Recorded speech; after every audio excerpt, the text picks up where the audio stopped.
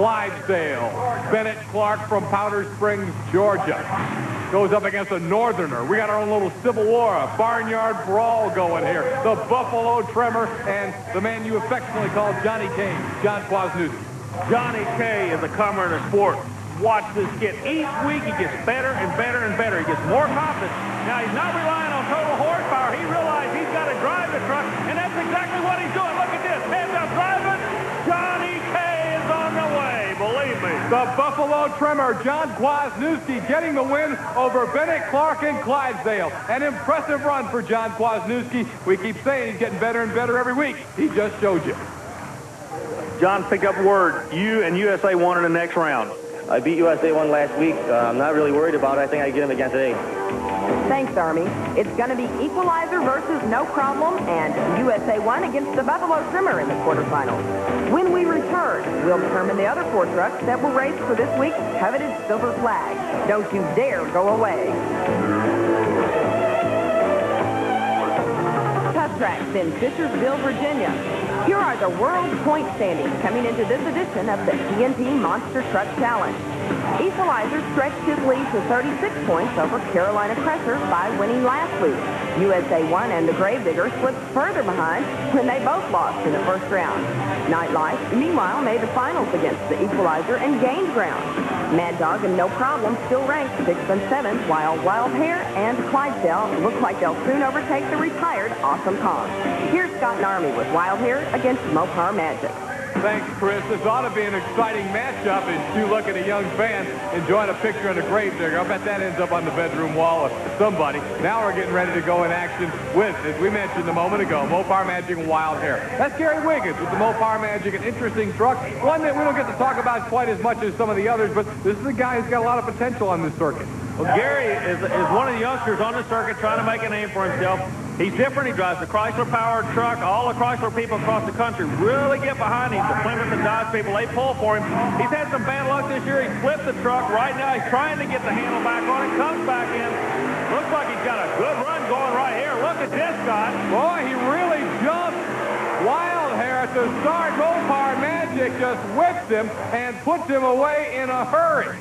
Gary Wiggins and Mopar Magic crosses well in front of Bob Breen, but they're going to rule that Gary Wiggins jumped the start and give the win to Bob Breen. Gary Wiggins, you've been chasing these guys all year long. It looked like you turned your luck around. You're making a horsepower good run. The word we get, though, disqualified. You left the start too quick. Yeah, I reckon so. I've been sleeping on the line a little bit lately. I reckon I got too anxious then. All right, Army, let's look at it. Here it is now. They go down to turn on the green, and he's gone before the green light comes on is the ruling. So Mopar Magic disqualified, and that will move the Wild Hare into the next round. He'll come back against the fast loser. Thunder Chicken, who you've been impressed with, now goes out against Mike Wine's Jersey Outlaw. I'll tell you the reason I've been impressed with Thunder Chicken. This guy's been around for a long time. Kid Waring's made a name for himself. He's been literally all over the world. He's an ace driver. This is one of the few times he comes out to actually run head-to-head in open competition. And he's showing that he can run with these guys. Now, who does he pick on but the Jersey Outlaw? Nick Rossi's vehicle being driven by Mike Wine out of New Jersey, a Ford. The Thunder Chicken closer to the camera. Keep an eye on him. He is the old fox in the sport. He's Mr. Consistency. Look at this. Not a lot of air, not a lot of ground speed. But he wins. Thunder Chicken and Kid Rary getting the victory. You know, today Army took a look at some of the artwork on Thunder Chicken.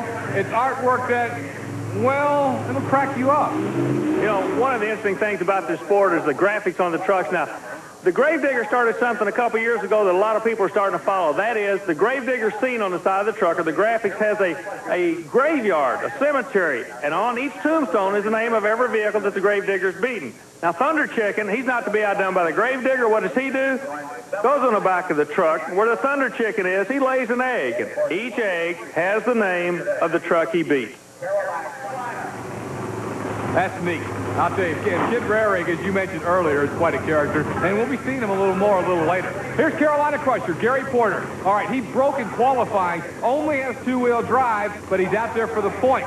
Now, he's going up against John Breen and the Mad Dog. You got to keep one thing in mind here. This is a very dangerous situation for the Carolina Crusher. The monster trucks need all four wheels to get out of trouble if they get in trouble. Now, Porter, look at that, doing a wheelie. Look, bouncing. He's going after him. He's not was spooky right there. He almost won the daggone race. With just two-wheel drive, Gary Porter and Carolina Crusher put it on the edge and almost pulled it off. But he lost, and it's going to hurt him points-wise.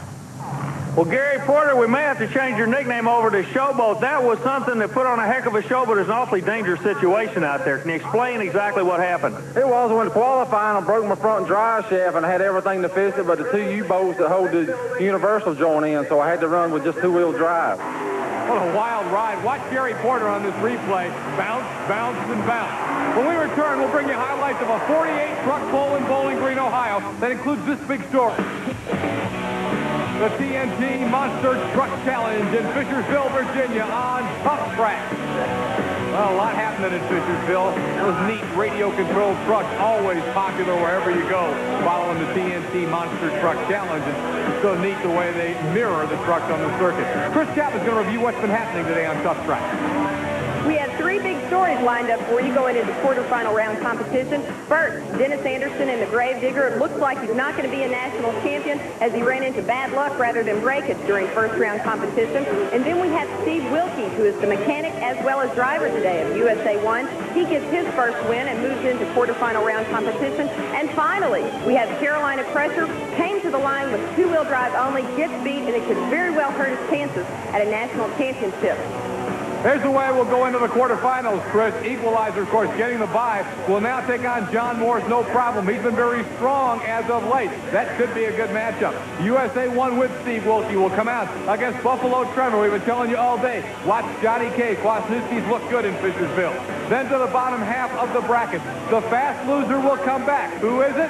Well, it's Clydesdale. Bennett Clark. He takes on Wild Hair. Bob Breen in the attack saddle for that one. And then to round it out, Thunder Chicken, after impressively dispatching the Jersey Outlaw, goes against Mad Dog. There's your round of 8. That's how we'll go at it head-to-head in the quarterfinals of the TNT Monster Truck Challenge action in Fishersville, Virginia.